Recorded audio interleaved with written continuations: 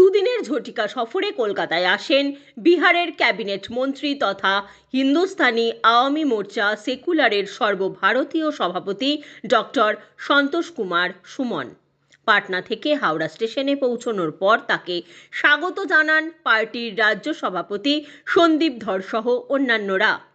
বছর ঘুরলেই রাজ্যে বিধানসভা নির্বাচন, সেই নির্বাচনকে পাখির চোখ করে নির্বাচনে নামতে চলেছে হিন্দুস্তানি আওয়ামী মোর্চা সেকুলার।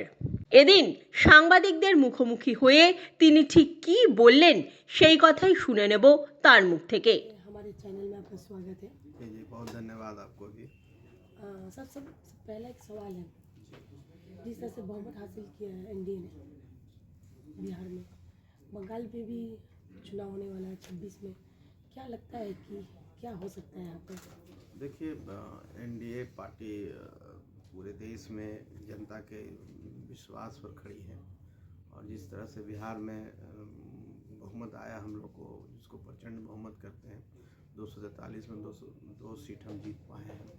तो यहाँ भी हम समझते हैं कि इस बार बंगाल की जनता हम सबको आशीर्वाद देगी, एनडीए को आशीर्वाद देगी और जिन नीतियों को लेकर के, जिन कामों को लेकर के पूरे देश में माननीय प्रधानमंत्री जी का एक अपना नाम है, पूरे विश्व में नाम है, तो हम समझते हैं उस नाम और जो काम किए जा रहे हैं।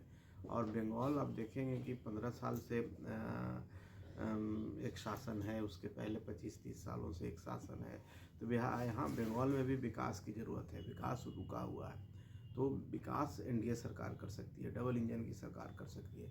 तो हम समझते हैं कि यहाँ की जनता भी इस बार बदलाव के चाहती है और जब चुनाव है 26 में, जो अप्रैल मई में चुनाव संभावित है, आने वाले चुनाव में एनडीए की सरकार यहाँ बने, हम लोग भी कोशिश करेंगे और हम समझते हैं कि पूरी तैयारी हो भी चुकी है और मैं आशा करता हूँ कि एनडीए की सरकार एक नई सरकार नए विकास की एक नई रेखा खींचने के लिए बंगाल में भी तैयार है।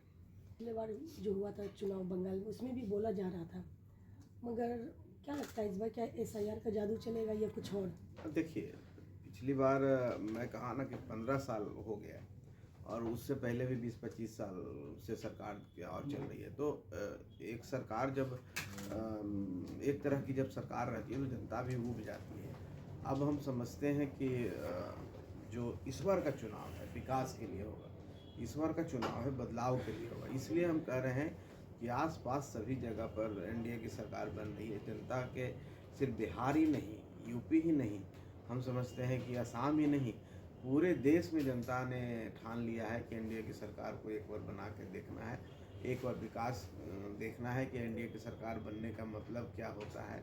तो हम इसीलिए कह रहे हैं कि जिस तरह से हम लोग को बहुमत मिला है, अपार बहुमत, और जहाँ तक एसआईआर का मामला है तो बिहार में भी लोग, राहुल गांधी जी आए और वहाँ के भी जो नेता हैं प्रतिपक्ष के, तेजस्वी यादव जी, वोट चोरी का मुद्दा उन्होंने उठाया और सड़कों पर 17 दिन तक उन्होंने काम घूमने का काम किया। लेकिन जब फाइनल रिपोर्ट आया चुनाव आयोग का तो उसमें किसी एक व्यक्ति का भी नाम नहीं कटा जो व्यक्ति वैलिड वोटर है। जो इलीगल वोटर से कहने का मतलब है कि कहीं किन्हीं का मृत्यु हो गया, कहीं पर कोई माइग्रेट कर गए और चाहे कहीं पर किन्हीं का 2 जगह नाम है, तो ऐसे लोगों का नाम कटता है। यहाँ भी वही मामला है, यहाँ भी किसी वैलिड वोटर को, कोई भी जो बंगाल का रहने वाला उसका नाम किसी का नहीं कटेगा। जो यहाँ का लोग वोटर है, इस देश का निवासी है, इस राज्य का निवासी है। हाँ, कुछ लोग जो बाहर से आके रह रहे हैं, जिनका नाम कहीं पर 2 जगह पर अंकित है, कहीं दूसरे जगह भी रहते हैं वो भी अंकित है, चाहे कोई डेड हो गए हैं उनको भी नाम है, तो ऐसे लोगों का नाम कटना ही चाहिए और ये चुनाव आयोग का अधिकार है। हम तो नहीं समझते इस पर कोई हाई तौबा करने की ज़रूरत है। और यही लोगों का जो वोट होता है, जो बोगस वोटिंग हम करते हैं, जो सरकार अपने इन्फ्लुएंस से करती है, और जब ये वोट कट जाएगा तो निश्चित तौर पर सरकार का जो दबदबा होता है वो कम जाएगा और जो वैलिड वोटर हैं वो एनडीए के पक्ष में वोट करेंगे और एनडीए की सरकार यहाँ बनेगी। सर विकास पर बात कर रहे हैं आप, तो बिहार और बंगाल का जो विकास है कैसे तुलना करते हैं आप इसको? अब देखिए बिहार एक गरीब राज्य है।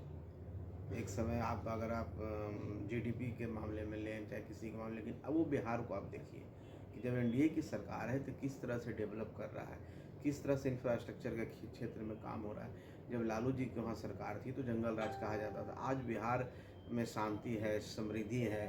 और हम जो बिहार जो हमारा सबसे गरीब राज्य माना जाता था, अब धीरे धीरे बढ़ रहा है। आने वाला 5 सालों में जो 25 से 30 है, उसमें हमारी सरकार, हम एनडीए की सरकार, जो केंद्र और बिहार की सरकारें मिल करके हम लोग बिहार को आगे बढ़ाने का लक्ष्य लिए हैं। बिहार को अव्वल राज्यों में शामिल कराना चाहते हैं, जो 1 से 5 नंबर में हम बिहार को शामिल करेंगे। इंडस्ट्री जो वहाँ पर लगेगी, नए नए विकल्प खुलेंगे, नए रोजगार होंगे, क्योंकि हमने इंफ्रास्ट्रक्चर वहाँ बना दिया। लेकिन बंगाल एक ऐसा राज्य है जो ऑलरेडी पहले से रिच राज्य है, पहले से यहाँ पर सारे चीज़ है। यहाँ अंग्रेज आए, यहाँ पर पोर्ट बना, यहाँ पर कम्युनिकेशन सिस्टम है। लेकिन बिहार अगर आगे बढ़ रहा है तो बंगाल पीछे जा रहा है। तो उसका कारण है यहाँ की सरकार। तो निश्चित तौर पर सरकार बदलेगी, मनोदशा बदलेगा, काम का तरीका बदलेगा, तो निश्चित रूप से बंगाल का विकास होगा। देखिए, भ्रष्टाचार कोई इशू नहीं है। भ्रष्टाचार हर जगह कम बेसी वो जो व्यक्ति होते हैं, कुछ ना कुछ उनको आदत होती है। लेकिन ऐसा नहीं है। आप एक चीज़ पहलू को देखिए कि अगर कोई क्राइम करता है, अगर कोई करप्शन करता है, तो करप्शन और क्राइम के अगेंस्ट में उसको सज़ा मिलती है कि नहीं मिलती है। अगर सज़ा नहीं मिलेगा तो उसमें बढ़ोतरी होगी। उन लोग जो क्रिमिनल्स होते हैं, जो करप्ट भ्रष्ट लोग होते हैं, उनको मोरल बूस्टअप होगा कि हम गलत भी काम कर रहे थे, वो कुछ नहीं है। बिहार में कोई भी लोग इस तरह संलिप्त पाया जाता है, चाहे क्राइम में, चाहे भ्रष्टाचार में, उनको कड़ी से कड़ी सज़ा दी जाती है। बंगाल में सत्ता का संरक्षक है, ये फ़र्क है। भ्रष्टाचार का मायने अलग है, इसलिए वहाँ पर भ्रष्टाचार कम गया, वहाँ पर क्राइम कम रहा है। और आने वाला समय में आप देखेंगे बिहार में सब चीज़ बंद हो जाएगा। लेकिन बंगाल में दूसरी स्थिति है। यहाँ तो उन्हीं लोगों का राज है, सत्ता के संपोषित लोग हैं। तो इस तरह से यहाँ पर भ्रष्टाचार अपने चरम सीमा पर है, क्राइम अपने चरम सीमा पर है। तो यहाँ पर बदलाव चाहिए, विकास के लिए बदलाव चाहिए, एक नए सवेरा के लिए बदलाव चाहिए। और हम समझते हैं कि बदलाव ही विकास का एक परिचायक होता है। और जनता ने देख लिया, 15 साल मौका दिया, अगली बार एनडीए सरकार को मौका देगी। एजेंडा क्या होगा सर आप लोग का? एजेंडा तो सबसे बड़ा यहाँ का एजेंडा विकास का ही एजेंडा है। यहाँ सबसे बड़ा एजेंडा, जो आप करप्शन की बात कर रहे हैं, सबसे बड़ा करप्शन का है, जहाँ की नीचे डीप रूटेड करप्शन है, मैंने नीचे से लेकर ऊपर तक करप्शन है। उस चीज़ को तोड़ना है। वो जो नीचे से ऊपर तक अपना पैर पकड़ा चुका है, जिसका सत्ता का संपोषित करप्शन है, उसको तोड़ना है। सत्ता का संपोषित क्राइम है, उसको ख़त्म करना है। अब जब तक उसको ख़त्म नहीं कीजिएगा, और जिस तरह से यहाँ पर आए दिन कुछ न कुछ चीज़ों को लेकर सांप्रदायिक दंगे टाइप के होते हैं, उन चीज़ों से निकाल करके बंगाल को जो अपने आप में एक सांस्कृतिक धरोहर है, जो आज़ादी की लड़ाई से लेकर के एक से एक यहाँ पर वीर लोग पैदा हुए, एक से एक विद्यमान लोग पैदा हुए हैं, जो देश की आज़ादी में काम आया। उस बंगाल की जो राजनीतिक और विरासत है, जो सांस्कृतिक विरासत है, ऐतिहासिक विरासत है, उसको प्राप्त करना, ये सबसे बड़ा मुद्दा है, एजेंडा है।